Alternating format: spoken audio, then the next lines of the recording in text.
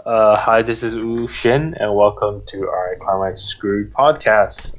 Today we will be covering the week of May 11th to May 15th, 2015. Joined with me here today is the Night Shadow Yo, and Busan. Hey, and not Yeah, Reisayaki. yeah, he's excused, but there's personal matters. yeah, the Night Shadow will be reading out the card of the weeks. All right, so our first card is Memories of a Witch Sayaka. It's a blue character, level 0, cost 0, 2000 power, with the magic and love traits. As an act ability, it has Brainstorm, and it's a pay 1 cost to mill 4 cards. For each climax that's revealed among those cards, you search your deck for a magic character, reveal it to your opponent, add it to your hand, and then discard a card from your hand to the waiting room, then shuffle the deck. A definitely better spammable brainstorm. That's to start with. Yes. Yep. It's worth noting that this is the only brainstorm in this set, so we're kind of stuck with this as the only spammable brainstorm that's really Yes. playable. By the time all these cards this week's revealed, the whole card list was already revealed. So It's already out. yeah, it's out this week. It was out by this card. It's a pretty common brainstorm. There's not much to say. It's a common brainstorm, yes, but you have to remember, this brainstorm is important for Madoka because the only real not cost 0, level 0 is Homura, and that was not spammable. Not only that, but this is a Sayaka card that you can play at level 0. What did Sayaka have at level 0 that was good? Like, there were no blue cards that were playable at level 0, besides maybe the Sayaka looks up to Mammy. So this is a good replacement if you needed more blues. Also, Sayaka Wish Target. That's the other thing. It's Sayaka. Yeah. That's it. Yes, that's it. Moving on, Madoka thinking about Homura. This is a green character, level 1, cost 0, 5000 power, with the magic trait. This card can't side attack, and when this card attacks and the climax called Lead to Salvation is in the climax zone, which is a stock 1 soul from your waiting room, green. This gains 3500 power and the following ability. When this reverses its opponent in battle, take the top card of your deck and put it in stock. I honestly think there's no reason to have that much stock Why in Madoka. not? Unless you're I actually think this is actually a really good card. You think so? I mean, really think so. I understand how useful it could be, but on the other hand, if you don't get the climax, you possibly lose a lot of cards. Okay, granted, but my thought about this is that this is a bond target, so really all you need to do is wait for the climax, right? This card has a bond too. Yeah, Okay, I didn't know about that one. it's a clock bond actually, Oh, which makes is it even better. But the climax, all you need to wait for is that. And honestly, some decks were actually switching to a 3500, that 2500 to all characters attack from the first set. I remember that one. And- That was stat 5k, pay 1, give everything 25 or something like that. Yeah, and that was being run for some reason, and I'm like, what the heck is going I on think here? that So- was due to the reason of the green couldn't really keep up in power. Well, here we go. Here's an 8500, costless, by the way. Yeah, it's costless. The only problem I think it has is that if because it can't side attack and you don't get the climax, you're kind of screwed. Well, You- granted, you- won't lo- live- you're it go- won't you're live going to past be your you're turn. going to be losing you're going to be losing the card, and then your opponent could easily direct attack you for at least 2 damage. okay, granted, but see, the way I see this card is because if it has a clock bond, then you don't need to run this card at 4 of. You can run this card as a 2 of, actually, and still just discard it early and clock bond it later, especially because the clock bonder has shift, which we will get to in a very few moments. The other thing I want to think about is what do they intend to use all that stock for? Your late game, because we already in Madoka, we play like 8 level 3, so what's the problem with getting 2 stock that we can use for another level 3?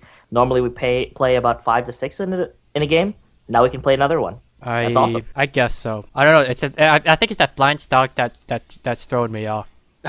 Well, here's the thing. It's a green character. You get to play the 1/1 counters, that the 1/1/2/5 counter if you're playing the green one. So if you really are scared about the blind stock, then you can just use it. I think this is a really good card. Well, I guess this goes down to how everyone plays it out. As a green card, I guess it's okay. I still don't think it outbeats neither yellow or red-blue. Maybe not, but this has its own uses. I think that it can spawn its own archetype. Like, could you imagine this with 2 of Madoka's mother on the back? Oh yeah, I forgot that card's also a card. Like, this becomes a 10/5? Like, that's sick. Yeah, I honestly did forget about that support. Because that. Okay, yeah, okay, you're right. Okay, you're right.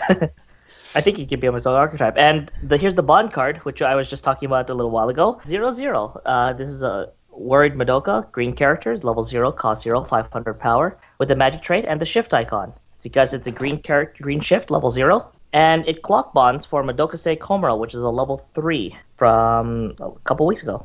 Yep, May 1st. Wait, for a second, which level 3 we're talking about is the one that with the clocking riff on the climax. The treasure bar, right? The treasure bar. Yep. Yeah.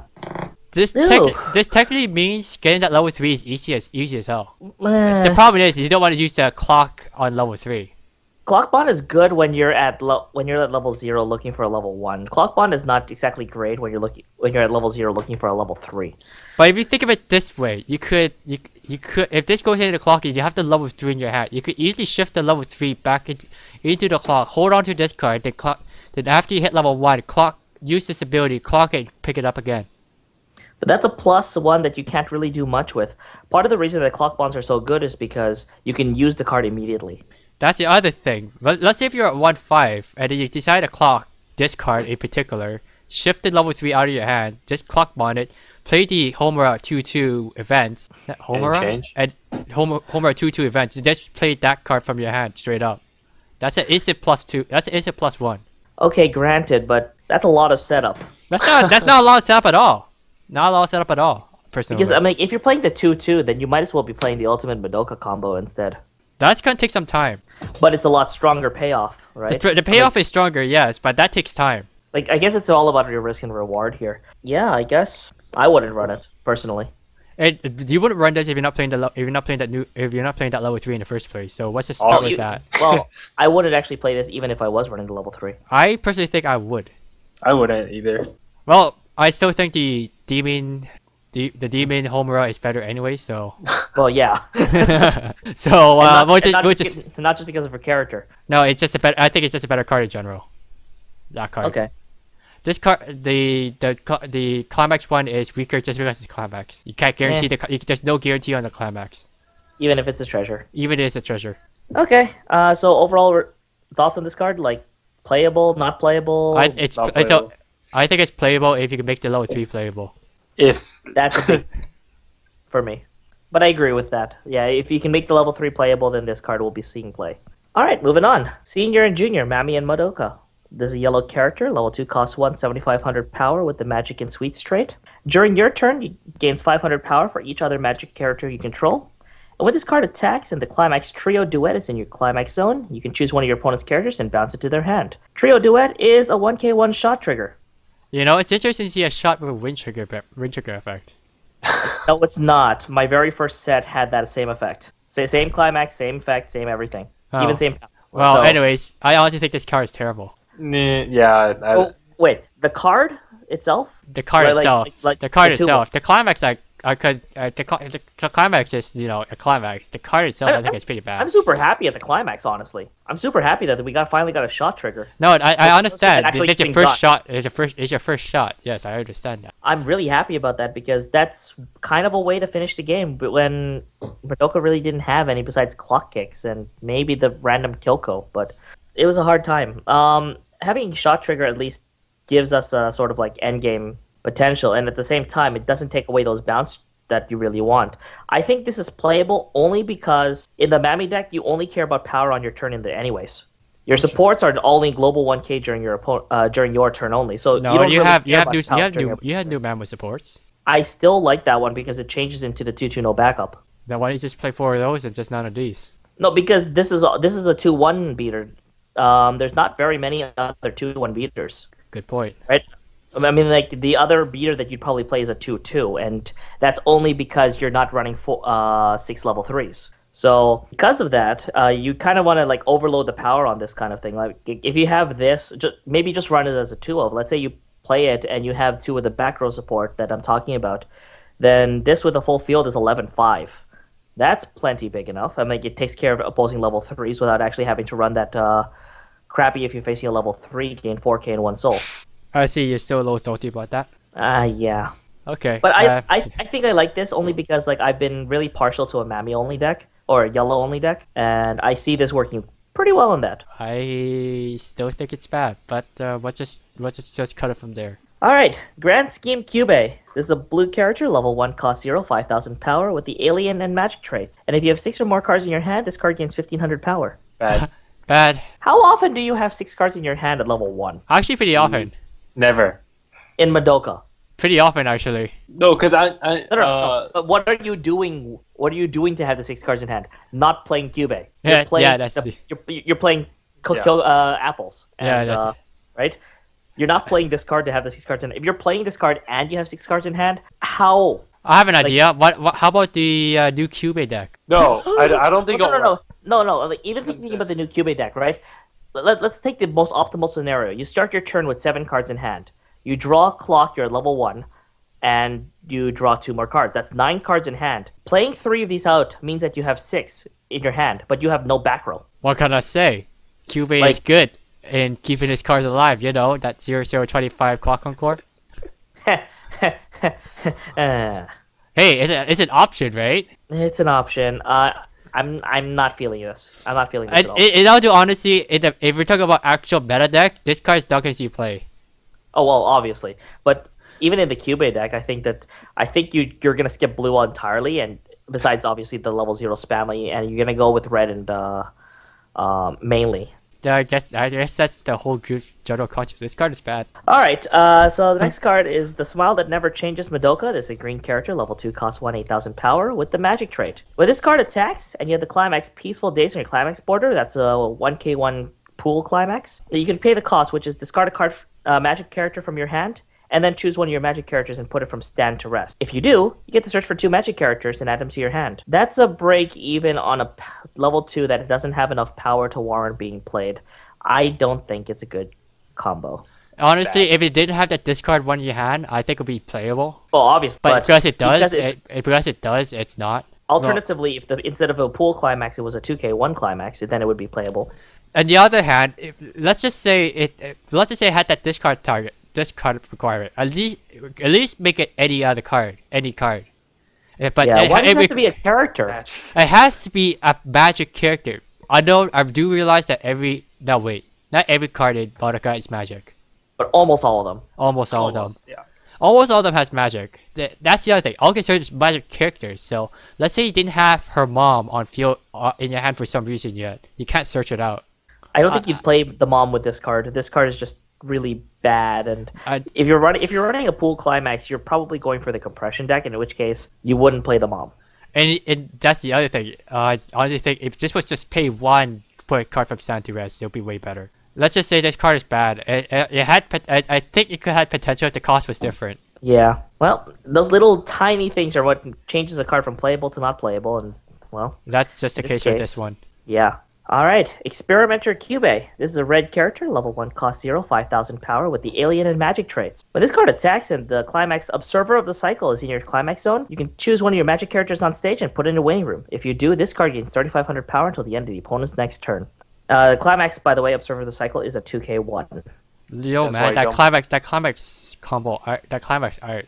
That looks really cool. I honestly thought that was a pretty good. That they picked a really good art for this card. It's a screen cap. But, obviously, it's still gonna be good. And anyways, to the card, I think has options. Better than a blue one for sure. Let's just say you use the mostly Kyoko deck for some reason, and then you play the Suiciders. You can just play the Suicider, give this card 15 when it dies, and kill obviously you have the Climax combo down. Use the 2k1 soul on Cube, kill that Suicider, and this gains another 35, or it has to be another card. Oh yeah, it has to be this card.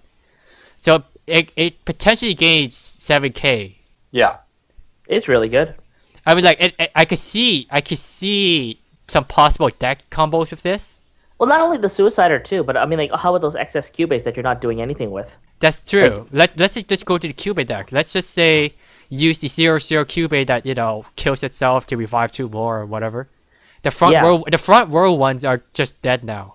Yay! And just get rid of them by sacrificing it to this one. I mean, like, what did Cube do in this show? I mean, like, he ate his own body, so. I mean, like, this card has potential. Let's just go with that. It could see play. It could see play, basically. It depends on the deck. It really depends on the deck you make. Cube waifu. Cube waifu deck. You know what? I actually might consider that. Yeah. All right, and one more card that's Cube related. Altered World. Both players refresh their decks. Yeah, that's basically the card. That's it. That is very appropriate for him. The funny thing is, I have the same card in Item Master. Cube. And I'll do honestly, is this card any good? Not really. Nope, it's bad. It's I pretty. wouldn't say it's not. I wouldn't say that. I mean, like, no. When I played this card before in Item Master. I cannot say it's bad, but its uses is really limited. Of course, but the times that you want it in the deck, when, for example, your opponent is playing a compression deck and you really, really want to make them refresh, this really helps. The times when you're really climax screwed and you don't have access to your brainstorm, this helps. This is essentially like your emergency get out button sort of thing. Yeah, that's the thing. That's what I mean. Those come up not that often, or you just Depends should come who you up. are. Depends who you are. No. You don't understand. You've never played with my luck. To me, this is a staple for me. Wow, you must have Because some I really. always run into that. Always. You must. Oh wait, I'm not gonna say anything because I play Item Master, and Item Master can build his deck so damn easily. It's not been funny. Yeah, Madoka. Yeah, nice try. Anyways, I guess the general cautious this card is situational card. Of course, it's situational, but for certain players that really like the refresh ability, like me, I'd run this at a 3-0. You even consider the -1. I do consider it as a -1, but I also consider it that I'll take a -1 to not take X amount of damage. Yes, I understand that. I understand the uses. I used it at Item Master once when the anime set was not even released yet. Well, that's a long time ago. Okay, so that's basically it for this week. You haven't watched last week's podcast. Deliveroo Darkness TD is releasing on July 10, while the booster pack is releasing on September 18. Other news included with that batch was that Sword Art Online Volume 2 Extra Booster is coming out on August 21st. And yes, that's another Volume 2. I believe that covers Mother Rose Rosaletto, or what's it called? It covers Mother's Rosario and the one between them, which is the Caliburn thing. AKA Sal has the other set. Let's just go with that. Pretty much. I'm kind of surprised that they just didn't do the whole thing as one booster because that's 100 cards together. Is it? Well, Yeah. whatever now. More money, guys. More money. I guess. In addition, it was announced that there was going to be a comeback campaign this year, starting with Index 2. Yo, Index 2 comeback. I can't believe it. Index. Not Railgun. Index. Head crab. What? Okay, I'll be honest. I don't think this comeback is going anywhere. It has to be real damn good.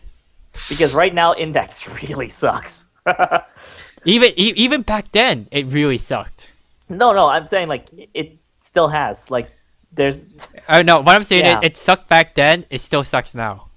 Like, the best deck that comes out of it isn't anything with Index, it's Toma. It's all Toma. Yeah, Anyways, we'll see what happens to that. I also think the cards have to be broke ass, or this comeback means nothing. Pretty much. On the English side, I have confirmation from a source that it is just the trial decks that's being sold at Anime Expo, not the boosters, as like a lot of people thought. Okay. For Attack on Titan? Yes. Oh, that's disappointing Yeah. news to me. July 2 is going to be the early release date, and it's going to be sold at Anime Expo, but it's just going to be the trial decks, not the trial decks and the booster packs, which was first thought to be what it was going to be. It's not, unfortunately. The booster packs are releasing 2 weeks later. That would be on July 17 for English, and for Japanese, that's coming out on later. Just later? Just later? It hasn't been announced yet. The date hasn't been announced yet. Okay, there you go. Later. So we're also still waiting for Shiny Residence's release date. We already mentioned Attack on Titan, and we're also waiting for Puyo Puyos to be announced as well. Yeah, I honestly forgot about Puyo Puyo. It's gonna be released winter, but we don't know when. Other than that, I think that's covered everything. Madoka releases this weekend. Get your stuff now. Next week we'll be covering Love Live and potentially one more series. I'm not doing any Love Live. AOT, I'm pretty sure. But... Oh yeah. We might actually start some AOT English. So, in that. Yeah, it'll be a weird mix of Japanese and English. Yes. But... We may not even have to read the cards when it comes to the English ones. Yep. I'm still not here for Love Life. Okay, no, that's completely fine. that's I mean, fine, like, that's I understand the IMAX versus Love Life Wars. I don't think that's it, but whatever. And I We- know we- it's not. It's not. Anyways, that is it for this week. Thank you for watching. And say goodbye to Busan for a while, I guess. Probably listening instead, guys. But yeah, rate, comment, subscribe, and see you guys next week. All right. I'll see you in a month.